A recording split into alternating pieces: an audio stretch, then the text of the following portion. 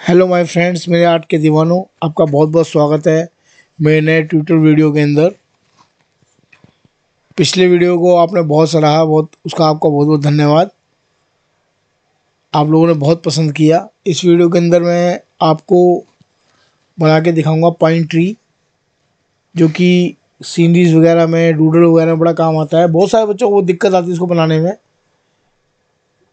लेकिन मैं आपको उसका ईजी तरीका बताऊँगा।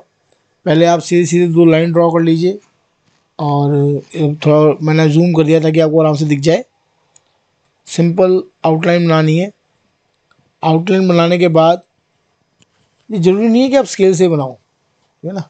हम इसको रैंडम तरीके से, without any mark, without any, बिना नापे, हम इसको रैंडम तरीके से इसके पत्तियों का वो देंगे। देखिए मैंने एरो बना दिया इसके लिए, आपको देखने के लिए, ठीक है। ये बिल्कुल रैंडम तरीके से बनाने का कोई भी इसका कोई पैटर्न नहीं है। कोई पैटर्न फॉलो नहीं करना, आप जैसे मर्जी बना सकते हो, फ्री हैंड। ज़्यादातर काम फ्री हैंड कीजिए। ये ठीक है, देखा ना आपने, हमने चारों तरफ इसके पत्तियां बना दी रैंडम तरीके से। अब हम इसको, वो थोड़ा सा ना आउटलाइन ख़राब हो गई थी, तो मैंने इसको ठीक कर दिया है, करते हुए अलाइन कर दिया है, ठीक है ना। मुझे ऐसा लग रहा था वो सेंटर में नहीं है, तो मैंने सेंटर में कर दिया है। ओके, आप कर सकते हो। फ्री हैंड के अंदर यही होता है, थोड़ा बहुत कई बार करते करते, बात करते करते, मैं आपसे बात कर रहा हूँ, करते करते मुझसे गलती हो गई, उसको फिर ठीक कर दो। उसके बाद इसके डार्क शेड देंगे। अब इसके नीचे का बना लेते हैं, जैसे पहाड़ी टाइप या पत्थर टाइप या घास टाइप, सब कुछ। मतलब आप कुछ भी बना सकते हो, ऐसा कुछ भी नहीं है कि ये कुछ देख के बन रहा है या मैं देख के बना रहा हूँ। मैं सब कुछ अपने, मतलब अपने ही इमेजिनेशन कह लो या अपनी सोच से ही कर रहा हूँ। आप कर सकते हो कुछ भी, कभी भी लाइक कहीं ड्रा कर दो, कुछ भी सोच लो कि हाँ मुझे ये बनाना है। जैसे मैंने यहाँ पे पत्थर बनाने की कोशिश की है, रॉक बोल सकते हो। यहाँ झाड़ी बनाने की कोशिश की है, शब, जो कि मैं पिछले आपको आर्ट वीडियो में सिखाई थी। ये घास क्रिएट करने की कोशिश की है, घास, घास को बोलते ग्रास। इस तरीके से मैं कोशिश कर रहा हूँ। अब मैंने क्या किया है, आउटलाइन रब कर दिया, सिंपल इरेजर यूज़ की है। जरूरी नहीं है आपके पास बहुत ज़्यादा अच्छे आर्ट सप्लाईज हो, बहुत महंगे आर्ट सप्लाईज हो। ये मैंने टच मार्कर ले लिए हैं। अगर आपको टच मार्कर चाहिए हो, आपके पास ना हो, तो मैं इस वीडियो के डिस्क्रिप्शन में इसके लिंक दे दूंगा, आप वहाँ से परचेज़ कर सकते हैं। ज़्यादा महंगी आइटम नहीं है, अच्छी आइटम है, अच्छी अच्छी आर्ट सप्लाई है। शेड इसका लाइट शेड डालने हैं, तो इसलिए अपने हाथ को ध्यान से चलाएंगे। अब इसके अंदर थोड़ा डार्क शेड डालते हैं ग्रीन कलर से।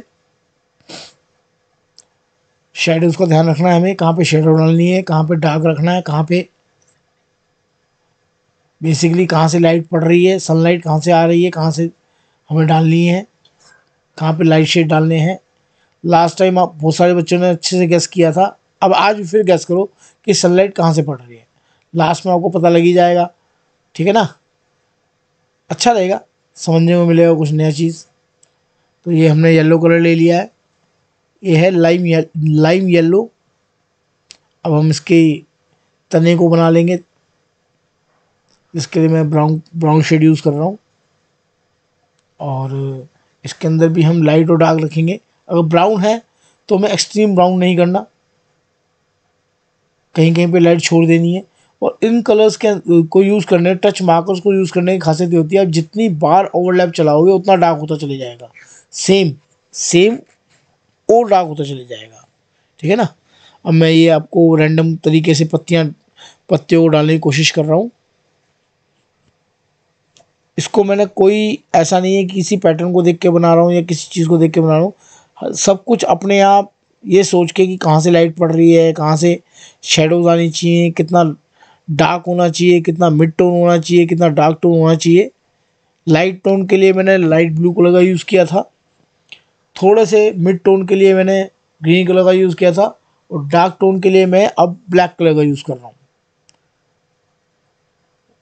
मैं ज़्यादातर सोचता हूँ जितना सिंपल ड्राइंग होगी उतनी ज़्यादा बेस्ट होगी, जितनी जल्दी बन जाए, इम्पैक्ट अच्छा आता है, वो बच्चे बोर नहीं होते, ठीक है ना। तो इसी तरीके से हम इसके अंदर डिटेलिंग करते जाएंगे। जितनी ज़्यादा डिटेलिंग करोगे उतनी ज़्यादा रियलिस्टिक लगेगी।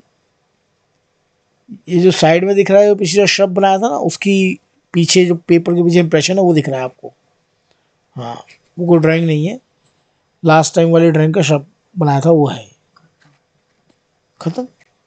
तो डिटेलिंग करेंगे और उसके बाद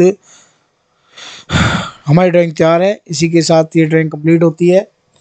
आप लोगों का बहुत बहुत धन्यवाद। कुछ भी पूछना हो, कुछ भी बताना हो, मुझे डायरेक्ट कमेंट कर सकते हैं। और इसी के साथ मेरे आर्ट के दीवानों, thank you for watching, bye.